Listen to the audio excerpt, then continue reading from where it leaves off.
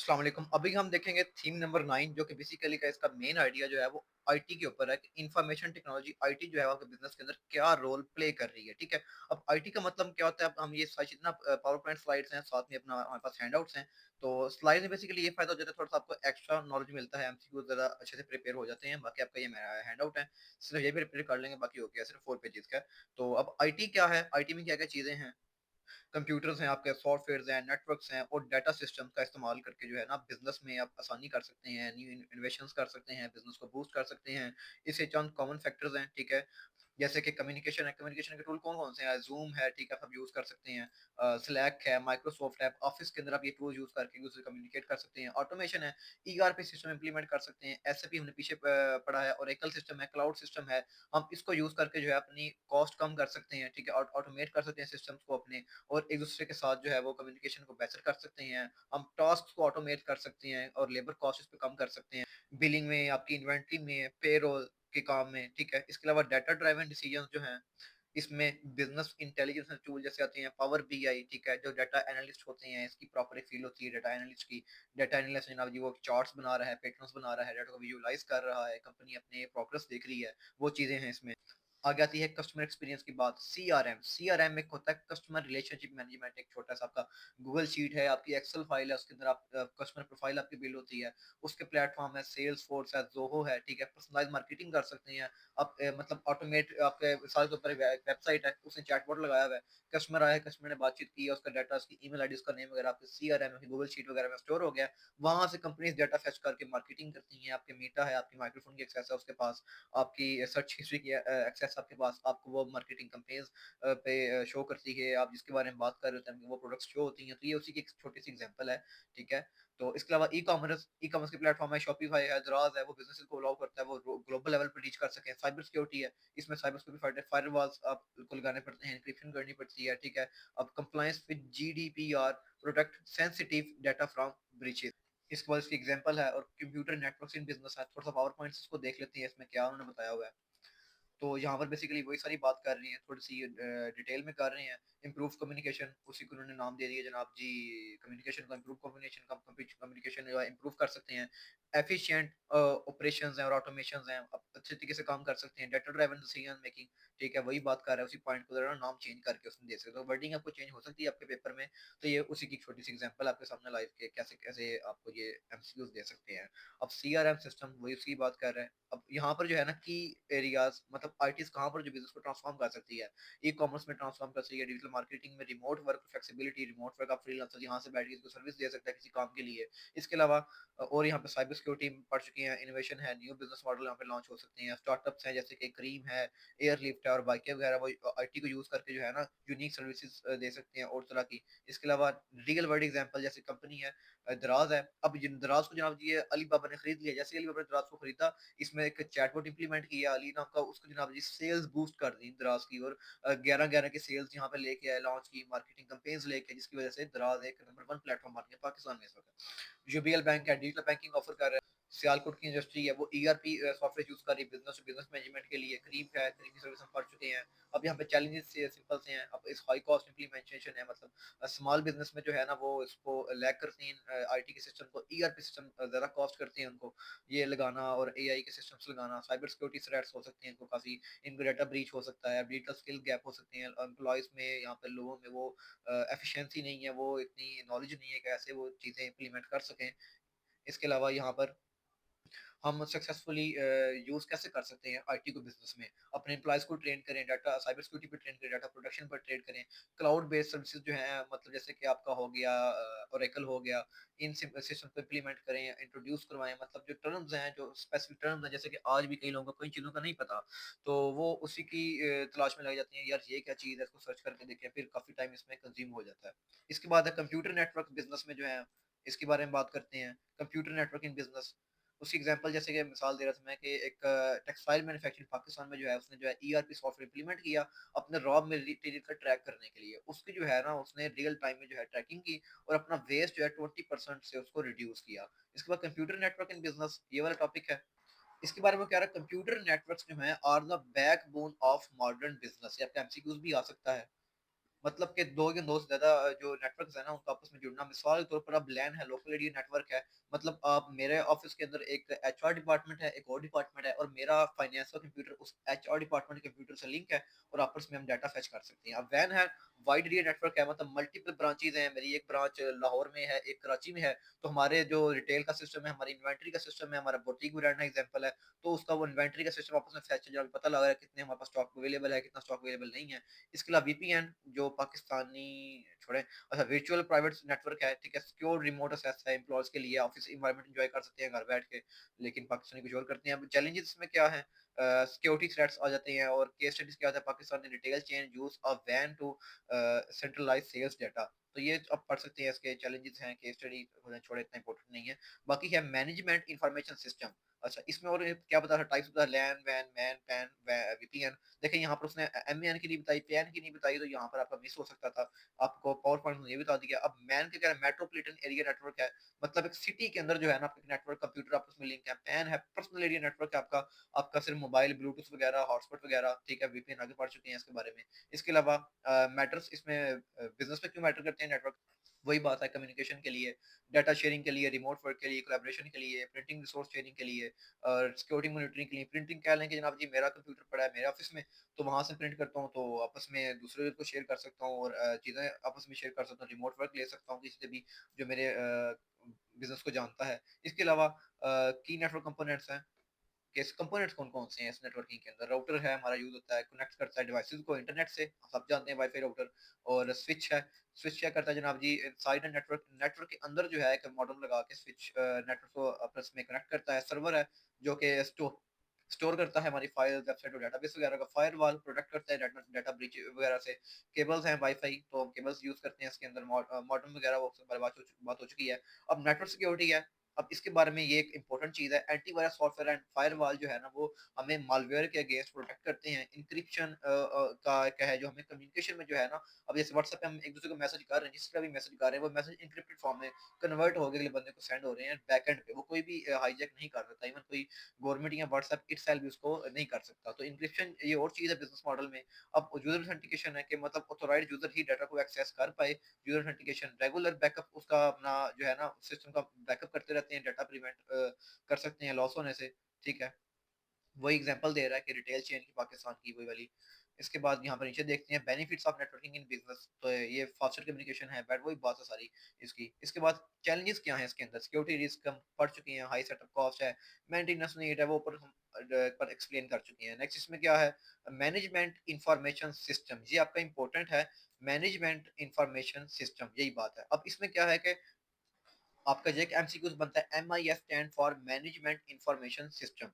ये वो सिस्टम है जो डाटा कलेक्ट करता है, प्रोसेस करता है और मैनेजर्स को जो डिसीजन लेने में मदद करता है। अब इसके 5 कंपोनेंट्स हैं, मतलब जैसे कह लें पीपल, डाटा, प्रोसेसेस, सॉफ्टवेयर और हार्डवेयर। आपके पावर पॉइंट में कुछ ऐसा ही लिखा होगा यहाँ पे, बिल्कुल वही लिखा हुआ है।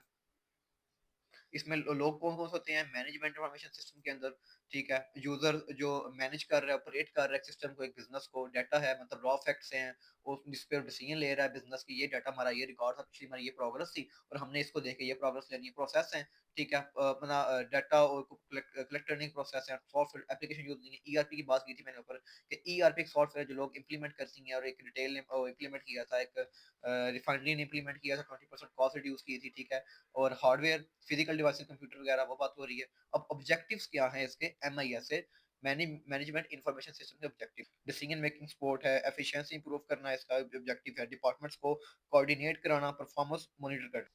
और एमएसआई के अंदर जो है ना, वो कुछ सिस्टम्स हैं। अब टीपीएस सिस्टम है, आपको एमसीक्यूज में दे सकते हैं कि ट्रांजैक्शन प्रोसेसिंग सिस्टम है, ठीक है, रोजाना की ट्रांजैक्शन जैसे सेल्स वगैरह उनका रिकॉर्ड ट्रैक करना, तो एमसीक्यू आपको दे सकता है। डीएसएस सिस्टम है, डिसीजन सपोर्ट सिस्टम है, जो मैनेजर्स को सपोर्ट करता है छोटे छोटे डिसीजन लेने में। और ई डबल एस है, एग्जेक्टिव सपोर्ट सिस्टम है, ठीक है। अब ये टॉप एग्जेक्टिव जो कंपनी के होते हैं, किसी ऑर्गेनाइजेशन के होते हैं, वो स्ट्रेटेजिक प्लानिंग के लिए, बिजनेस गोल के लिए, फ्यूचर मूव्स के लिए वो प्लानिंग करते हैं, ठीक है। ये एमआईएस के कंपोनेंट्स हैं, इसके जो है ना टाइप्स हैं, इसके अंदर मैनेजमेंट इंफॉर्मेशन सिस्टम के अंदर ये पूरा सिस्टम कंपनी इंप्लीमेंट करती है।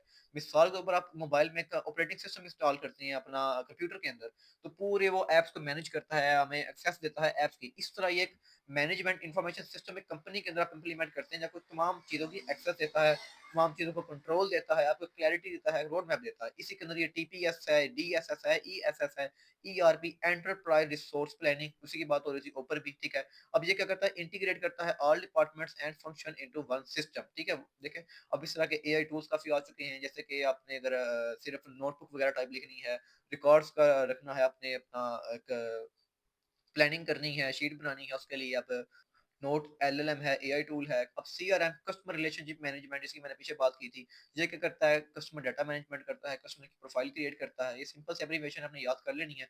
आप अगर समझेंगे ना बिजनेस पॉइंट ऑफ व्यू से, कि मैं खुद बिजनेस की जगह होता, मैं ये सिस्टम इंप्लीमेंट करना होता, तो उसमें क्या क्या चीजें मुझे मिलनी थी, आपको अंडरस्टैंडिंग बहुत अच्छे से होनी थी टॉपिक की। अब ये है कि अब हेल्प किस तरह करता है MSI, retail company use MIS to track daily sales in our stores. MIS को क्या क्या अपनी रीड करेंगे वो समझ आ जाएगी कि जो एमआईएस है उसके लिए अपना ट्रैक करती हैं डेली की सेल्स, इन्वेंटरी मॉनिटर कर रही है, ठीक है, कस्टमर बाइंग पैटर्न जो सारे एनालाइज कर रही हैं, ताकि फ्यूचर डिसीजन ले सके किस चीज पे काम करना है, किस पे नहीं करना, ठीक है।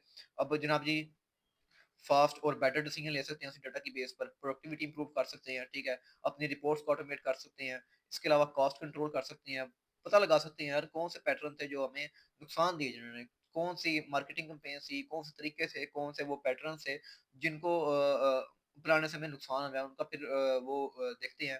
इसके अलावा कस्टमर सेटिस्फेक्शन सबसे इंपॉर्टेंट चीज फ्यूचर की, कस्टमर एक्सपीरियंस है, ठीक है, कस्टमर इनहेंस्ड कस्टमर सेटिस्फेक्शन। अब ये जो है ना, सीआरएम के थ्रू पॉसिबल है, स्ट्रेटेजिक एडवांटेज है। अब इसके चैलेंजेस क्या है, हाई इम्प्लीमेंटेशन कॉस्ट आती है, मतलब वो ये बात कर रहे थे ना कि हर बिजनेस को नहीं इम्प्लीमेंट कर सकता, स्मॉल बिजनेस को इम्प्लीमेंट नहीं कर सकते, मतलब रेजिस्टेंस टू चेंज है, एम्प्लॉइज जो हैं वो इसको हेजिटेट होते हैं, जनाब जी कि नया सिस्टम आ गया, हम पुराने तरीके से चल रहे थे, नए तरीका हम अपनाना पड़ेगा, नई अडॉप्शन करनी पड़ेगी, नई लैंग्वेज सीखनी पड़ेगी, नए तरीके से चलना, नए टूल सीखने पड़ेंगे, ठीक है। अब डाटा सिक्योरिटी रिस्क होते हैं, सेंसिटिव डाटा वो लीक भी हो सकता है आपका, अगर डाटा प्रोटेक्टेड ना हो। सिस्टम डाउन टाइम है, टेक्निकल इशू आ सकता है, आपके सिस्टम का सिस्टम पूरा अगर ऑनलाइन रिलाई करता है, इस मैनेजमेंट इन्फॉर्मेशन सिस्टम के ऊपर रिलाई करता है। इसकी इन्फॉर्मेशन जनाब जी बता रहे हैं कि यूनिवर्सिटी जो है वो एक एमआईएस यूज करती है स्टूडेंट का ट्रैक रिकॉर्ड रखने के लिए, एनरोलमेंट के लिए, उसके नंबरिंग के लिए, उसके कोर्स ऑफरिंग के लिए, ठीक है। लॉजिस्टिक है, इंपोर्ट एक्सपोर्ट के अंदर जनाब जी वो डिलीवरी रूट एनालाइज करती है कि जनाब जी यहाँ से अगर यूके से अपने यूएसए में कुछ शिपमेंट भेजनी है तो उसको कितना फ्यूल लगेगा, तो बजाय इसका वो एक्स्ट्रा फ्यूल डलवाए, वो उसको पहले ही उतना फ्यूल देती है जनाब, जिसमें वो आसानी से आ जा सके, ठीक है। इसके अलावा ई कॉमर्स डायनेमिक्स, ठीक है, इसका हम देखते हैं, इंपॉर्टेंट टॉपिक है ये और काफी इंटरेस्टिंग है। ई कॉमर्स फैक्टर कौन, ई कॉमर्स सब जानते हैं, इंटरनेट पर बाइंग और सेलिंग, छोटी दुकान भी इससे जो है ना वो ग्लोबल हो सकती है। इसकी कुछ मेन टाइप्स हैं, B to C, business to customer, business to business, C to C, customer to customer, customer to business and business to government. अब बी टू सी कह लेंगे, बिजनेस टू कस्टमर, दराज है, आप कोई भी कस्टमर जाके परचेज कर लेता है, अमेज़न से परचेज कर लेता है, अलीबाबा से परचेज कर रहा है। बिजनेस टू बिजनेस क्या है, तो इसके अंदर अलीबाबा और इंडिया मार्ट आपस में ट्रेड कर रहे हैं, ठीक है, ट्रेड की है ये प्लेटफॉर्म, बड़े बड़े प्लेटफॉर्म आपस में ट्रेड कर रहे हैं, एक दूसरे की चीजें एक दूसरे पर लिस्ट कर रहे हैं, वो चीजें आप कह सकते हैं बिजनेस टू बिजनेस कह सकते हैं, जैसे अलीबाबा है, ठीक है। और सी टू सी, जैसे कि OLX का आप यूज करते हैं, सोफे वगैरह परचेज कर लिए, एक बंदे ने लगाया, मैंने लगाया, आपने ले लिया, आपने लगाया, मैंने ले लिया। अब कस्टमर टू बिजनेस क्या है जनाब जी, फ्रीलांसर ऑफरिंग करते हैं बिजनेस को, उनको सर्विसेज ऑफर कर रहे हैं। बिजनेस टू कस्टमर क्या है जनाब जी, जैसे कि ट्रेडर्स हैं, वो गवर्नमेंट को सपोर्ट कर रहे हैं। अब डायनेमिक्स ऑफ ई कॉमर्स, कौन कौन से प्लेटफॉर्म है, मोबाइल ऐप्स हैं, मार्केट प्लेसेस हैं, जैसे कि शॉपिफाई हो गया, वो कॉमर्स हो गया, मैग्नेटो। ये आपका एमसीक्यू में इस तरह नहीं आने लगा, बस थोड़ा बहुत आ सकता है, आपको वैसे भी कॉमर्स है इतनी, आप इसको कर सकते हैं। अब ऑनलाइन पेमेंट सिस्टम है, पाकिस्तान के अंदर जनाब जी हम इंटीग्रेट कर रहे हैं जनाब जी, इसमें बताएगा यहाँ पे पाकिस्तान के बारे में, ई कॉमर्स इन पाकिस्तान, वही चीज़ ना, मोबाइल प्रिंटेशन, 85% लोग मोबाइल यूजर हैं, तो वो जनाब जी मोबाइल से ऑर्डर पसंद करते हैं। यहाँ पर जो है अपना डेमोग्राफिक रेट है, 64% पॉपुलेशन जो है जनाब जी वो अंडर 30 है, वो जो कि डिजिटलाइजेशन को अडॉप्ट कर रही है, भी एमसी को आपको आ सकता है, गवर्नमेंट सपोर्ट है, डिजिटल पाकिस्तान पॉलिसी, ये बिल्कुल भद्दी सी बात की हुई है वैसे। अच्छा, सक्सेस स्टोरीज क्या है जनाब जी, दराज की सक्सेस स्टोरी बता रहे हैं, जैसे अलीबाबा ने इसको जनाब जी बाई किया, 11 सेल्स पे लॉन्च की और कामयाब किया, इसको बाई किया है, इसके जनाब जी राइड हैंडलिंग के साथ पार्सल डिलीवरी का काम शुरू कर दिया, इसको सक्सेसफुल कर दिया। चैलेंजेस क्या है जनाब जी, लो ट्रस्ट है, लोग ऑनलाइन पेमेंट नहीं करते, कैश ऑन डिलीवरी प्रेफर करते हैं। और पुअर रूरल एरियाज हैं, मतलब कि 30% ऑफ पाकिस्तान जो है ना वो रिलायबल डिलीवरी पर लैक करते हैं। इंश्योरेंस एंड रिस्क मैनेजमेंट इसमें आ जाता है आगे। तो उसी की आगे थोड़ा-थोड़ा बता रहा है, कस्टमर एक्सपीरियंस के बारे में, डाटा एनालिटिक्स के बारे में, मतलब इतना ज़्यादा डिटेल में जाने की ज़रूरत नहीं है। ओवरऑल आप कॉन्सेप्ट ले लें, चीज़ें समझ लें, यूट्यूब से कोई ट्रेड की वीडियो लगा के देख लें, आपको चीज़ें समझ आ जाएँगी, आपका ये थीम कवर हो जाएगा, छोटा-सा थीम।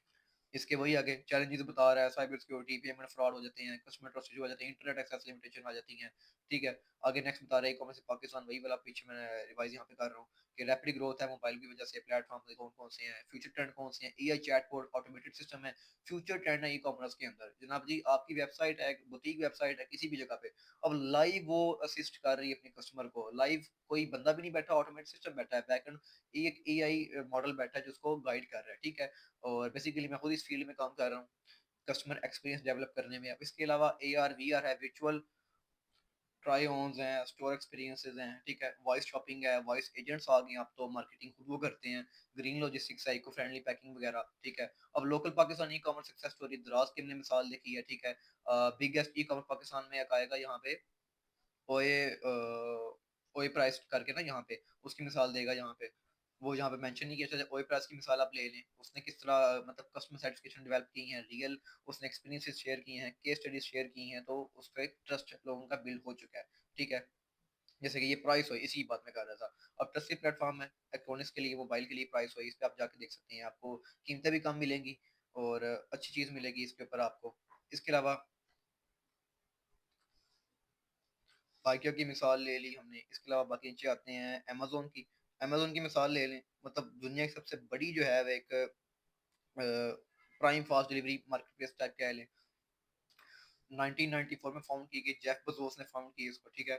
और स्टार्टिंग में सिर्फ एक बुक स्टोर था, आपको एमसी गुज़ार सकता है, ठीक है? अब हर चीज़ सेल करती है, बड़े-बड़े वेयर हाउसेज़ हैं, लोगों की चीज़ें सेल कर रही हैं, अपने इनके ऊपर लिस्ट करके हम कर सकते हैं। सब जानते हैं अमेज़न के बारे में। Cloud computing, AWS, Amazon web server, ठीक है? अब इसके अलावा ये क्लाउड कंप्यूटिंग ऑफर कर रही है, ओरेकल की तरह बड़ी-बड़ी कंपनीज़ इसकी क्लाउड होस्टिंग बाय करती हैं, इवन मैंने खुद इसको यूज़ की हुई है क्लाउड होस्टिंग, ठीक है? खुद यूज़ कर रहा हूँ। अब अलीबाबा चाइना की मिसाल दे रहा है, मतलब जो ई-कॉमर्स की सक्सेस स्टोरी है ना, उसकी बात कर रहा है यहाँ पे। अब इस इंटरनेशनल में शॉपिफाई कनाडा का था, ठीक है? ये ब्रांड इसने किस तरह बूस्ट किया, शॉपिफाई के बारे में सब जानते हैं जनाब जी। कोविड-19 की वजह से जो है इसकी सेल्स सारी की सारी शिफ्टेड ऑनलाइन होगी। लोगों में अडॉप्शन ज़्यादा आई कोविड-19 की वजह से, तो अब लोग जो है ऑनलाइन शॉपिंग को प्रेफर करते हैं। अब यहाँ पर नोन एक प्लेटफॉर्म है मिडल ईस्ट का, अमेज़न का rival in the gulf countries, UAE में ऑपरेट कर रहा है, सऊदी अरब में, इजिप्ट वगैरह में, ठीक है? अब इसके जो लेसन हैं इस लेक्चर के, नेक्स्ट 211 इसका मॉड्यूल है, insurance and risk management in business. तो ये भी यहाँ पे होगा, रिस्क मैनेजमेंट प्रोसेस, तो इसका इंश्योरेंस, ये वाला टॉपिक देखते हैं, छोटा सा है। अब बिजनेस में जो है ना वो रिस्क हर तरफ है, साइबर सिक्योरिटी अटैक हो गया, फायर लॉ सूट्स हैं, ठीक है? इसके लिए रिस्क मैनेज करना ना बहुत जरूरी है। अब रिस्क की टाइप कौन सी है? फाइनेंशियल रिस्क है, इन्वेस्टमेंट का लॉस, और ऑपरेशनल रिस्क है, मशीन खराब हो जाना, ठीक है? लीगल रिस्क है, केस पड़ जाना, आपकी दुकान में जो है किसी का पाँव फिसला है जनाब जी, उसने आपको केस कर दिया है। इसके अलावा साइबर साइबर रिस्क का जो है हैकिंग वगैरह के रिस्क है, नेचुरल डिजास्टर है, अर्थक्वेक है, फूड फ्लड है, वार वगैरह। तो बाकी रिस्क मैनेजमेंट प्रोसेस कौन-कौन से हैं? आइडेंटिटी का प्रोसेस है, ठीक है? रिस्क का पहचानना, ठीक है? रिस्क कहाँ से आ रहा है? फायर फैक्टर को देख लेना है जनाब जी, पहले से अंदाज़ा लगा लेना उन चीज़ों। अच्छा, थोड़ा-सा ना ज़रा देख ही लेते हैं इसको, जैसे ऑपरेशनल रिस्क है, कोविड-19 के अंदर जो है ना वो सप्लाई चेन ब्रेक होगी, जैसे कि फैक्ट्रीज़ मतलब ग्लोबल ट्रेड इम्पैक्ट होगी इसके अंदर, आना-जाना इम्पैक्ट हो गया। फाइनेंशियल रिस्क है, जैसे डॉलर की कीमत अप डाउन हो गई, ठीक है? स्ट्रैटेजिक रिस्क है, इसमें क्या है कि जैसे अमेज़न है, अगर पाकिस्तान मार्केट में आ जाए, तो हमारी लोकल ई-कॉमर्स कंपनीज़ के लिए बड़ा वो कॉम्पिटिशन बन जाएगा। साइबर सिक्योरिटी रिस्क है कि डाटा ब्रीच वगैरह हो जाए, ठीक है? अब रिस्क मैनेजमेंट प्रोसेस कौन-कौन से हैं? आइडेंटिटी मतलब पहचानो कि कौन-कौन से रिस्क हो सकते हैं। फैक्ट्री में आग लग सकती है, क्या कुछ हो सकता है, असेस करना, अंदाज़ा लगा लेना कि किस चीज़ का इम्पैक्ट कितना होगा, ठीक है? मतलब आग लगने से 3 माह में कितना प्रोडक्शन रुक जाए, कितना नुकसान हो जाएगा। कंट्रोल, ठीक है? Install fire alarm and train staff, fire alarm install करना, पहले से एहतियात करें, ट्रांसफर मतलब परचेज प्रॉपर्टी इंश्योरेंस, प्रॉपर्टी का इंश्योरेंस करके रखना अपना, उसके मतलब आग वगैरह ना लगे, बाकी चीज़ों से इंश्योरेंस वगैरह के लिए। अब मॉनिटर करना, रिव्यू सेफ्टी प्रोटोकॉल्स बायनली मतलब हर साल के लिए, साल में 2 मतलब हर 6 महीने में जो है ना अपने वो रिव्यू सेफ्टी जो रिव्यू है उनको मॉनिटर करना, इसकी बात कर रहे हैं। मतलब हमेशा चेक करते रहो कि आपकी सेफ्टी आर्गुमेंट्स ठीक हैं, जैसे हर 6 माह बाद जो है ना वो फायर ड्रिल्स करा लो। इसके अलावा एग्जांपल दे रहा है, कराची बेस्ड मैन्युफैक्चरिंग मिसाल दे रहा है कि उसने जो है ना फायर रिस्क को रिड्यूस किया, chemical safely and insurance assets with jubilee insurance के जरिए, ठीक है? आप टाइप ऑफ बिजनेस इंश्योरेंस कह रहा है, प्रॉपर्टी इंश्योरेंस है, लायबिलिटी इंश्योरेंस है और साइबर इंश्योरेंस है। प्रॉपर्टी इंश्योरेंस जो है वो फिजिकल चीज़ों का नुकसान कवर करता है। लायबिलिटी इंश्योरेंस जो है वो जो है आपका मतलब अगर आप वही मैं बता रहा था ना कि कस्टमर का दुकान में पैर फिसल गया वो आपका केस कर दे, उसका इंश्योरेंस करेगा। साइबर इंश्योरेंस है मतलब डाटा के लिहाज से और आपकी इन्फॉर्मेशन के लिहाज से। इसकी केस स्टडी या लाहौर का स्टार्टअप में जो है ना वो साइबर इंश्योरेंस बाय किया और फिशिंग अटैक्स से वो मतलब इस तरह बचा। इसमें की टेक्निक्स क्या है? फ्यूचर डायरेक्शन क्या हो सकती हैं? AI in commerce chatbot like दराज का अली चैटबॉट बताया था आपको मैंने। दराज अली बाबा जो भी सीन है इसका। अच्छा, अब इसका जो है ना 40% हैंडल जो करेगा कस्टमर क्यूरीज को। 2025 की बात कर रहा है, आगे 2026 की बात होगी। अब green logistic, eco friendly packaging वगैरह है, ठीक है। इसके अलावा ब्लॉकचेन फॉर सिक्योरिटी, पहले मैंने पिछले लेसन में बात की थी इसकी कि वो सप्लाई चेन में किस तरह ब्लॉकचेन इफेक्ट करेगा, पूरी रिकॉर्ड वगैरह को ट्रैक करेगा। स्ट्रैटेजिक रिकमेंडेशन पाकिस्तान के लिए क्या है? और अडॉप्ट क्लाउड कंप्यूटिंग, पाकिस्तान अपनाए, एडब्ल्यूएस को अपना ले। एसएमईज कैन यूज एडब्ल्यूएस और Microsoft Azure to cut IT cost, क्योंकि आईटी सिस्टम को होस्ट करने में, सॉफ्टवेयर को होस्ट करने में काफी कंप्यूटिंग पावर लगती है, ठीक है। अब डिजिटल लिटरेसी, ठीक है, आप अपना एंटरप्रेन्योर्स को ट्रेन करें, ठीक है, एसईओ में, ठीक है, डिजिटल पेमेंट्स के थ्रू, एनहांस साइबर सिक्योरिटी, ठीक है। अब इसका एक मैंडेट है आईएसओ 27001 का, एमसीक्यूज भी आ सकता है, कंप्लायंस है for e commerce platform. Scene question आप देख सकते हैं, आपके इतना ज्यादा खास इंपॉर्टेंट नहीं है, तो हम एमसीक्यूज इसमें बांध सकते हैं। तो ये था आपका तकरीबन थीम नंबर 9, ठीक है। इसका शॉर्ट्स मैंने आपको दे दिए, जितना हो सकता है कंसेप्ट दे दिए। तो आप इस लेक्चर को शायद 2 मरतबा सुनेंगे, आपको मजीद डिटेल्स समझ आ जाएगी। तो मिलते हैं थीम नंबर 10 में।